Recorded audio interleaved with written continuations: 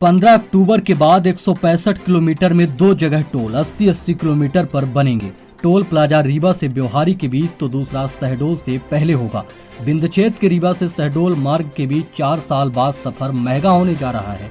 सूत्रों की माने तो 15 अक्टूबर के बाद एमपीआरडीसी ने शहडोल डिवीजन 165 किलोमीटर के स्टेट हाईवे में एक साथ दोनों स्थानों पर टोल प्लाजा शुरू करने की तैयारी कर ली है। दावा है कि मरम्मत के एवज में 1 साल तक संबंधित ठेका कंपनियों से एमपीआरडीसी टोल जमा कराएगी। एमपीआरडीसी शहडोल डिवीजन के संभागीय प्रबंधक डीके स्वर्णकार की माने तो टोल लेने का काम 2 अलग अलग कंपनियों को मिला है। कंपनियां निर्धारित स्थान पर टोल प्लाजा का निर्माण पूरा करा ली हैं। कंपनियां अब टोल जमा कराने के लिए हरी झंडी मिलने का इंतजार कर रही हैं। बता दें कि 2017 तक रीवा शहडोल स्टेट हाईवे पर वाहनों से टोल लिया जा रहा था। हालांकि टोल जमा कराने वाली कंपनियां सड़कों का मरम्मत कराती थीं, लेकिन 2017 में ही टोल जमा कराने की सीमा समाप्त हो गई।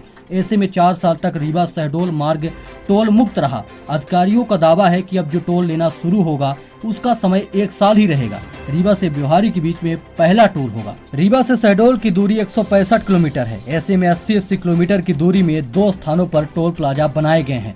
पहला टोल रीवा से ब्योहारी के बीच और दूसरा टोल ब्योहारी से शहडोल के मध्य होगा। यदि आप रीवा से शहडोल तक का सफर कर रहे हैं तो दोनों स्थानों पर टोल का भुगतान करना होगा। आधा अधूरा काम फिर भी टोल की तैयारी शुरू।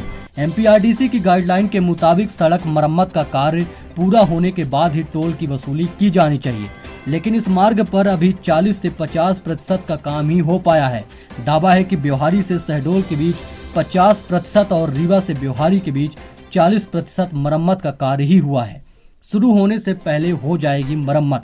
एमपीआरडीसी से जुड़े सूत्रों का कहना है कि टोल वसूली शुरू होने से पहले बचा हुआ मरम्मत का काम पूरा कर लिया जाएगा, जिससे वाहनों को टोल देने में किसी तरह की दिक्कत ना हो। इधर चर्चा है कि 1 माह पूर्व कंपनी एमपीआरडीसी से टोल वसूली शुरू करने की अनुमति मांगी थी, लेकिन सड़क की मरम्मत का काम न होने पर एमपीआरडीसी ने आपत्ति लगाते हुए टोल वसूली की अनुमति नहीं दी थी।